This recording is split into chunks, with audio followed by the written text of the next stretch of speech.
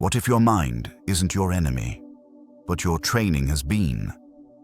Most people today live surrounded by comfort, technology, and endless distractions, yet they feel trapped in an invisible storm of negative thoughts. Every small mistake turns into a mental war. Every silence becomes rejection. Every delay feels like failure. But the truth is, your mind isn't broken. It's just untrained. Stoic philosophy, born over 2,000 years ago, wasn't created for monks sitting on mountains. It was forged in chaos for warriors, emperors, and thinkers who faced real pressure and mastered their inner world. Today, you'll learn 7 Stoic rules that will kill negative thinking forever. Not by pretending everything is fine, but by rewiring how you respond to life. Because once you master your mind, nothing outside can destroy your peace. Comment below, I master my mind. Now let's begin with rule number 1. Control the inner narrative. 1. Control the inner narrative. Every day, thousands of thoughts run through your mind, and most of them are lies. They whisper things like, "You're not good enough," "You'll fail again," "They don't care about you." And the more you listen, the more real those voices become. Negative thinking is not a sign of weakness. It's a sign that your mind has been trained by chaos instead of wisdom. The Stoics understood this long before psychology had a name for it. Marcus Aurelius wrote, "The soul becomes dyed with the color of its thoughts." In other words, what you repeat to yourself becomes your identity. If your inner dialogue is full of doubt and fear, that's what you will start to see everywhere, even when the world isn't against you. The modern world feeds that negativity. Algorithms reward outrage, gossip, and insecurity. The media sells fear because calm minds don't buy as much.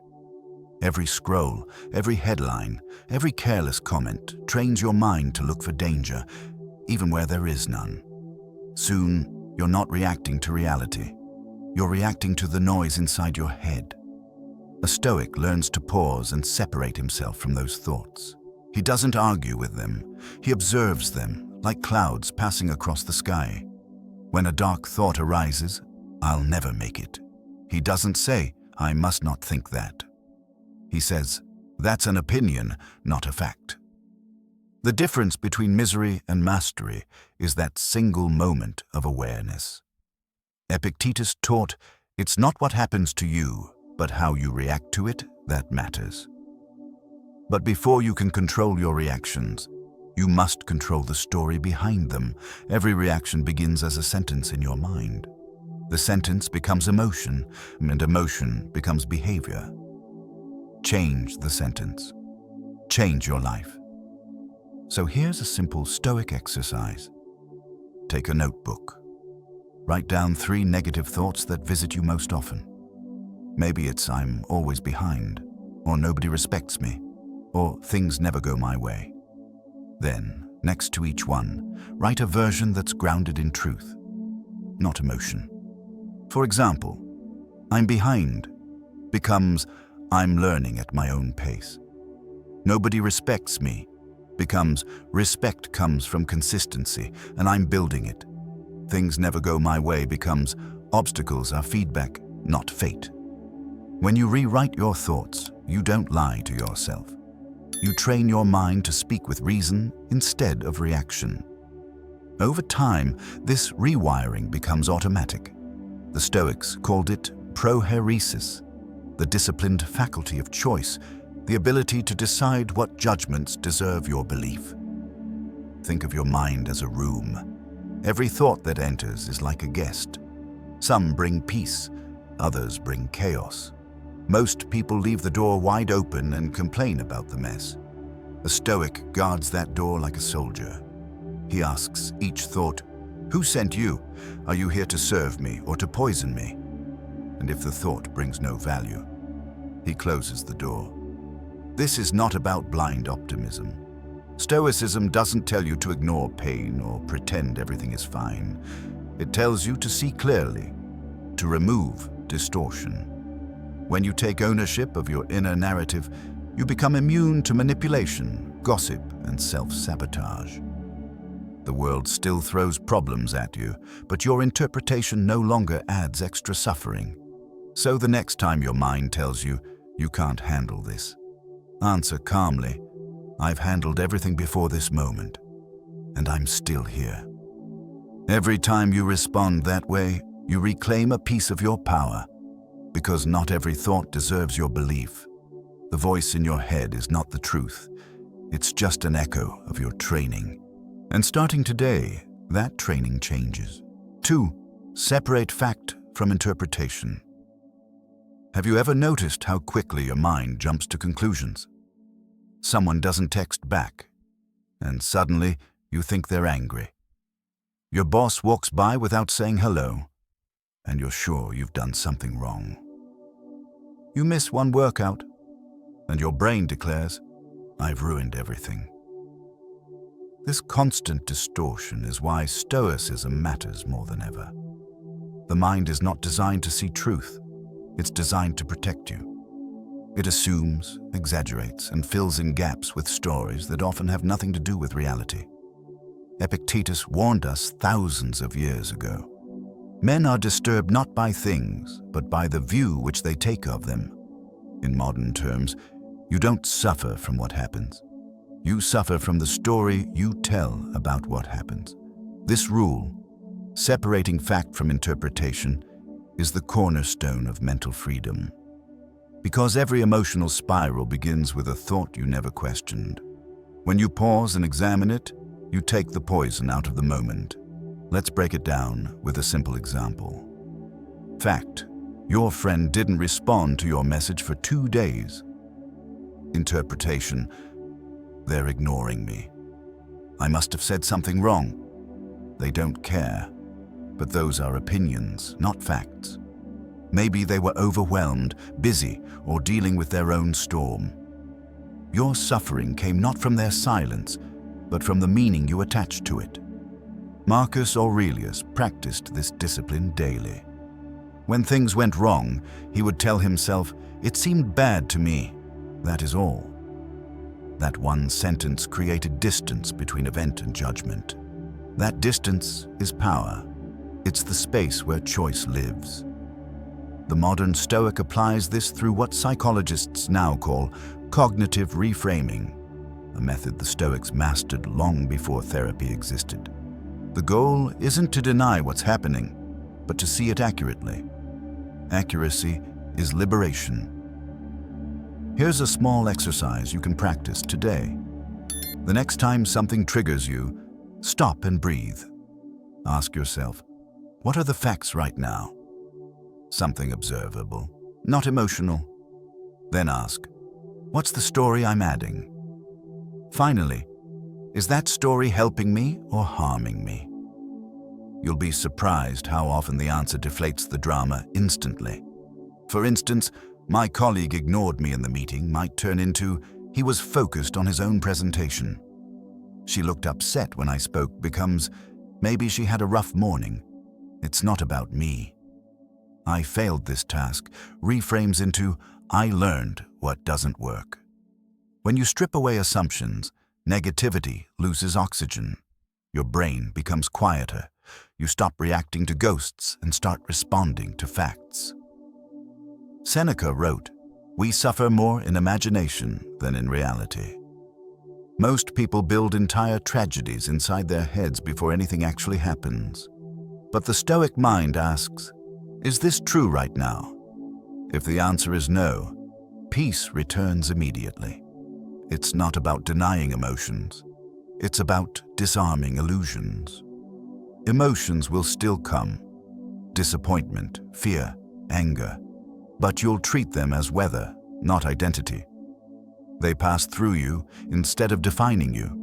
This single practice can change relationships, careers, even health. Because once you stop assuming, you stop overreacting.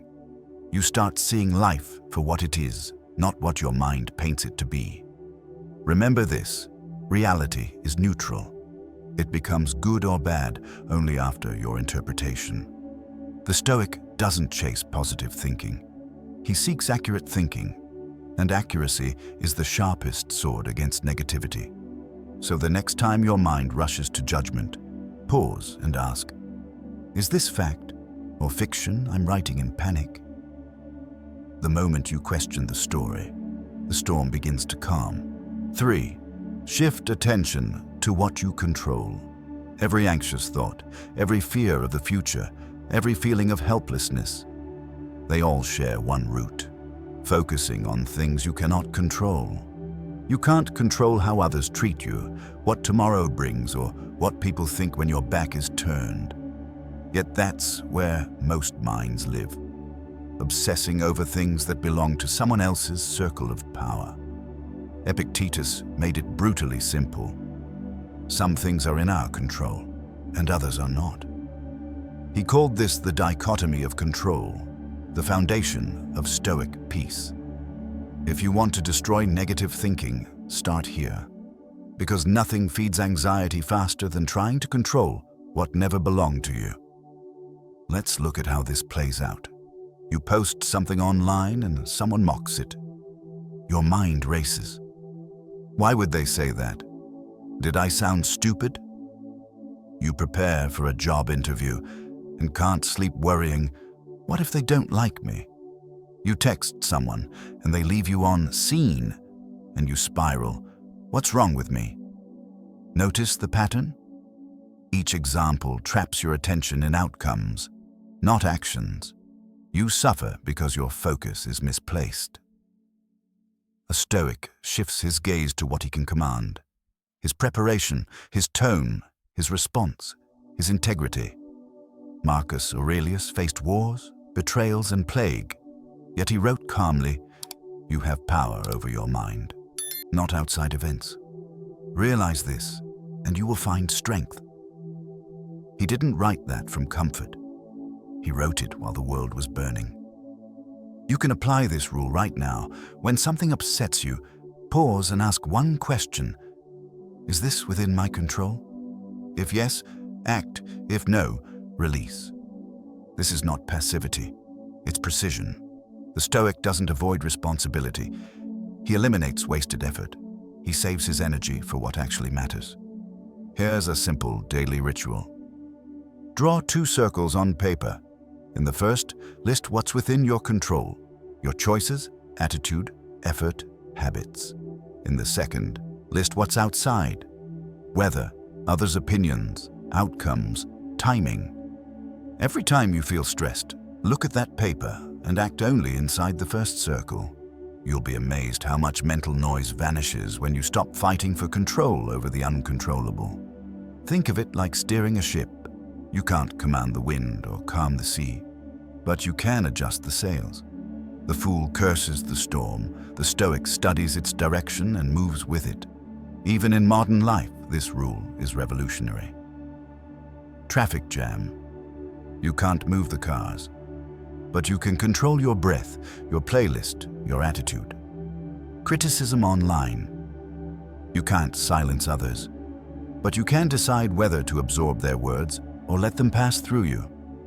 Illness, delays, rejection. They are storms you don't choose, but you choose whether to drown or row. Seneca wrote, "Fate leads the willing and drags the unwilling."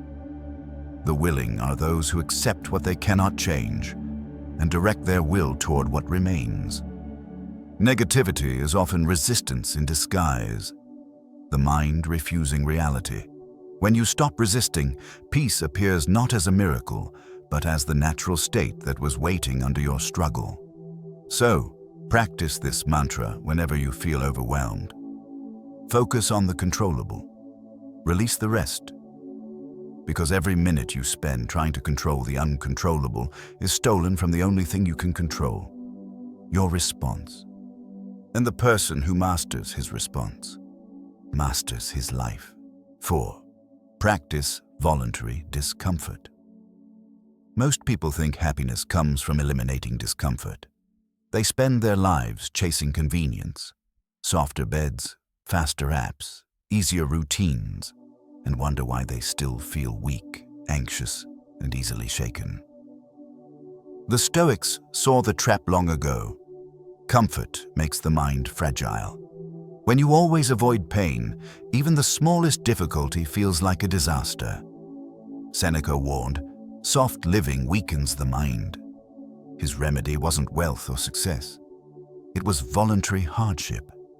Choosing moments of discomfort to build resilience before life forces it on you. Because pain is not your enemy, unpreparedness is. Every negative thought thrives on fear. Fear of losing control, fear of uncertainty, fear of pain. But when you deliberately face discomfort, that fear loses its power. Cold showers, fasting, silence, solitude, these aren't trends. They are Stoic training grounds. They teach your brain that you can endure more than it believes. Think of a modern example. The alarm rings at 6 a.m. Your mind whispers, just 5 more minutes. A Stoic gets up anyway. Not because he enjoys it, but because he refuses to let comfort make his decisions. That small victory rewires the brain. I act despite resistance. Do it enough times, and negativity has no place to grow, because your actions, not your moods, run your life. Marcus Aurelius practiced this every morning as Emperor of Rome. He wrote, "At dawn, when you rise unwillingly, remember, you rise to do the work of a human being." Imagine the most powerful man on earth reminding himself to stop complaining and get up. That's Stoic power, ruling yourself before ruling the world. Voluntary discomfort isn't punishment. It's preparation. It's choosing small doses of controlled struggle to prevent collapse when real adversity arrives. When you train in the cold, the storm feels less brutal. When you train with hunger, rejection doesn't starve your spirit. Here's a practical 7-day challenge to start small. Day 1, take a cold shower for 60 seconds. Day 2, skip one unnecessary comfort, sugar, social media, or gossip. Day 3, walk or train when you least feel like it. Day 4, spend one meal without phone or music, just presence. Day 5, sleep on a harder surface or wake up 30 minutes earlier. Day 6, do one thing that scares you slightly. A conversation, a task, a truth. Day 7, reflect on how each choice strengthened your will. Every act of voluntary discomfort expands your capacity for peace. Because peace isn't the absence of struggle. It's the ability to remain calm inside it. Modern life teaches avoidance. Avoid pain, avoid boredom, avoid failure. But avoidance is just fear dressed in comfort. A Stoic learns to meet discomfort, to shake hands with it and say, "You are my teacher." You don't have to climb mountains or walk barefoot in the snow. Just stop running from the small daily frictions that build your character. Missed buses, long lines, rude people. These are all chances to train your composure. Epictetus said, "Difficulties show what men are." He didn't mean you need to love pain, only to stop fearing it. Because when fear no longer rules you, negativity dies by starvation. So tomorrow morning, when your mind says, "I don't want to," smile and do it anyway. Each act of discipline is a vote for your future self, the unshakable version of you. Remember this, comfort never made anyone strong. Discomfort never broke anyone prepared. Train in hardship now, and peace will never leave you. 5. Rewrite the story of failure. Every time you fail, your mind writes a story, and too often, that story sounds like, "I'm not good enough. I'll never succeed. I always mess things up." That's not failure speaking. That's ego, wounded and loud. The Stoics saw failure differently, not as proof of weakness, but as the raw material of strength. Marcus Aurelius faced endless setbacks: betrayal, war, plague, exhaustion. Yet he wrote, "The impediment to action advances action. What stands in the way becomes the way." Those are not the words of a man crushed by failure, but of one who learned to turn pain into progress. To a Stoic, failure is feedback. Every obstacle reveals the exact virtue you must strengthen: patience, courage, humility, or discipline. Modern culture worships success, but forgets that wisdom grows in defeat. We scroll through highlight reels and forget that every master began as a disaster. When you compare your chapter 2 to someone's chapter 20, you poison your own mind. Negative thinking thrives on that poison, on perfectionism, on the fear of looking foolish. The Stoic antidote is simple. Reframe failure as training. Imagine a blacksmith forging a blade. He doesn't curse the hammer or the flame. He uses both to shape strength. Each mistake burns off what's weak. That's you, being refined, not ruined. Epictetus himself was born a slave, crippled and beaten. Yet he became one of the greatest philosophers in history. How? By mastering the only thing no one could take from him: his interpretation. He said, "It's not what happens to you, but how you use it that matters." So here's how you apply this rule. Identify one recent failure. Don't sugarcoat it. Write the story your mind told you about that failure. Maybe it's, "I'll never recover," or "They were right about me." Now rewrite it as a Stoic would. This wasn't failure, it was feedback. This pain is showing me where to grow. If it didn't break me, it trained me. Extract one actionable lesson, something you can do differently next time.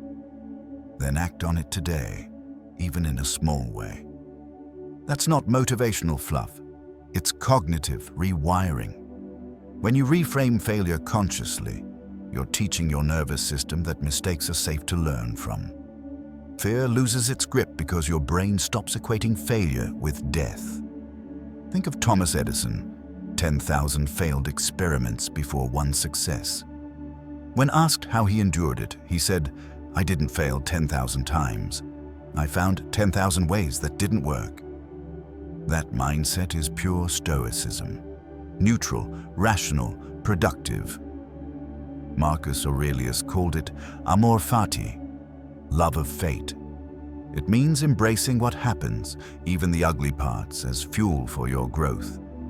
Negativity collapses when you stop wishing reality were different and start using it exactly as it is. Next time you fall short, don't say, "Why me?" Say, "Teach me." Don't drown in shame. Dissect it. Ask, what muscle does this pain want me to build? Because life is a gym, and every failure is a set you didn't want but needed. The Stoic doesn't seek failure, but he also doesn't run from it. He knows the man who avoids failure avoids greatness, because growth demands friction. So write a new story, one where every fall is a rise in disguise, one where defeat isn't the end, but the exact beginning of mastery. Remember this: nothing bad ever happens to a disciplined mind. The event itself has no meaning until you give it one. Choose the meaning that makes you stronger. 6. Guard your mental diet. You are what you eat, not only with food, but with thoughts. Most people carefully choose what they feed their bodies, but let their minds consume pure poison every day. Fear-filled news, gossip, comparison, outrage, and endless scrolling through other people's highlight reels. Then they wonder why their spirit feels heavy and their self-talk turns dark. Marcus Aurelius warned, "The things you think about determine the quality of your mind." Modern translation: your attention is your nutrition. Whatever you repeatedly expose your mind to becomes the default lens through which you see life. If your inputs are toxic, your outlook will be too. Negative thinking rarely appears out of nowhere. It's the result of unfiltered consumption. Every cynical headline, every hateful post, every complaint you entertain becomes mental junk food. Stoicism teaches the opposite. Guard your inputs like a sacred gate. The same way you wouldn't let strangers dump trash in your home, don't let random content dump trash in your head. Think of this rule as building a mental diet plan. Here's how. Audit your environment. Look at your digital habits. The accounts you follow, the people you message, the conversations you join. Ask, does this expand my clarity or feed my chaos? Eliminate mental sugar. Just as sugar gives a rush and a crash, certain content spikes emotion but leaves you drained. Outrage media, gossip channels, endless bad news. Cut them out for 7 days and feel the difference. Feed your mind with Stoic fuel. Read philosophy, biographies, or listen to thinkers who elevate, not agitate. Choose calm over stimulation. Even silence is nutrition. It lets the mind digest wisdom. Practice the 24-hour no complaint challenge. For 1 day, no gossip, no criticism, no victim speech. Each time you catch yourself doing it, pause and reframe. What's one thing I can do instead of complain? You'll notice something remarkable. The less negativity you consume, the less negativity you produce. Your brain stops searching for what's wrong and starts noticing what's stable. Seneca said, "Associate with those who will make a better man of you." That doesn't just mean people. It means ideas, books, and digital environments too.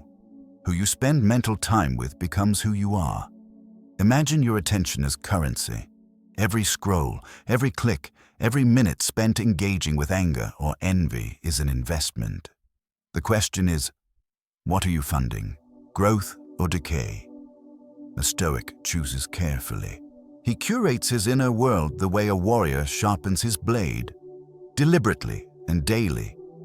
When you take control of what enters your mind, you automatically control what leaves your mouth and shapes your mood. Even neuroscientists agree. The brain rewires itself through repetition. Every time you consume content, you reinforce a neural path. Feed anxiety and it multiplies. Feed calm and it stabilizes. You are the algorithm, not the app. So build new rituals. Start mornings with silence or a short Stoic passage instead of notifications. Replace evening doom scrolling with reflection or gratitude journaling. Limit time with people who drain energy and double down on those who bring clarity. This isn't about isolation. It's about intention. A clean mind doesn't reject the world. It simply refuses to be polluted by it. Remember, negativity can't survive in a well-fed mind. The Stoic doesn't wait for peace. He creates it through discipline. As Marcus wrote, you become what you give your attention to. So ask yourself tonight, what did I feed my mind today? Garbage or growth? Because your peace is not stolen. You trade it one thought at a time. 7. Live by virtue, not by emotion. At the root of every negative thought lies a simple mistake. You let emotion take the wheel. Someone insults you. Anger rises. Plans fall apart. Frustration takes over. A setback appears. Fear paints the future in dark colors. You react first and think later. And in that instant, you hand away your power. The Stoics knew this trap well. Marcus Aurelius wrote, "You have power over your mind, not outside events. Realize this, and you will find strength." Emotions are not enemies, but they are terrible leaders. Virtue, wisdom, courage, justice, temperance is the compass that keeps you from drifting into chaos. Living by virtue means choosing principle over impulse. It means asking not, "How do I feel?"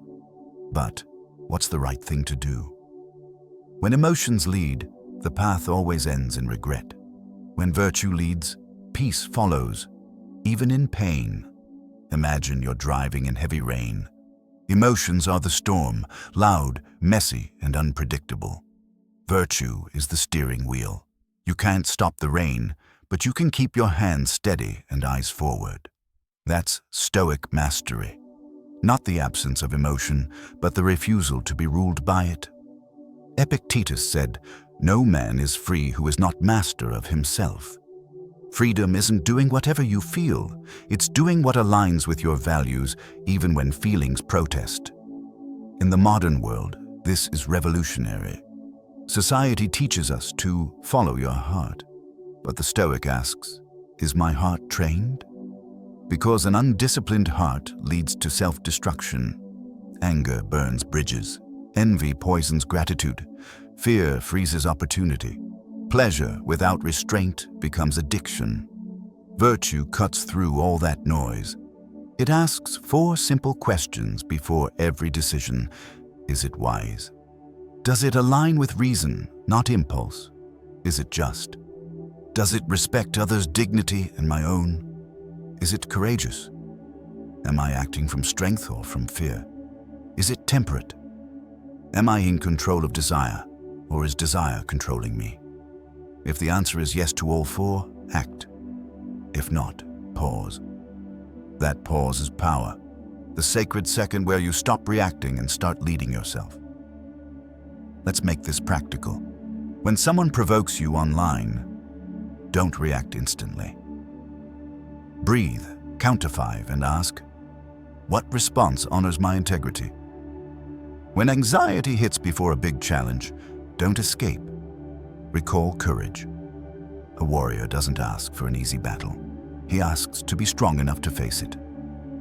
When tempted by indulgence, remember temperance. Discipline is freedom in disguise. Virtue turns chaos into clarity. It transforms pain into practice. It turns the ordinary into sacred. Seneca wrote, "No man is crushed by misfortune unless he has first been deceived by prosperity." In other words, when life feels unfair, virtue reminds you, you weren't promised comfort. You are built for character. Negativity dies when virtue leads because emotion has nowhere to hide. The disciplined mind doesn't deny sadness, anger, or fear. It invites them in, listens, and then decides what deserves action. So the next time emotions storm through, don't suppress them. Supervise them. Let virtue sit in the driver's seat. Ask yourself, what would a wise, courageous, just, and disciplined version of me do right now? Then do that, no matter how you feel. Because the man who lives by emotion is a slave. The man who lives by virtue is unshakable. And that's how the Stoic kills negativity forever.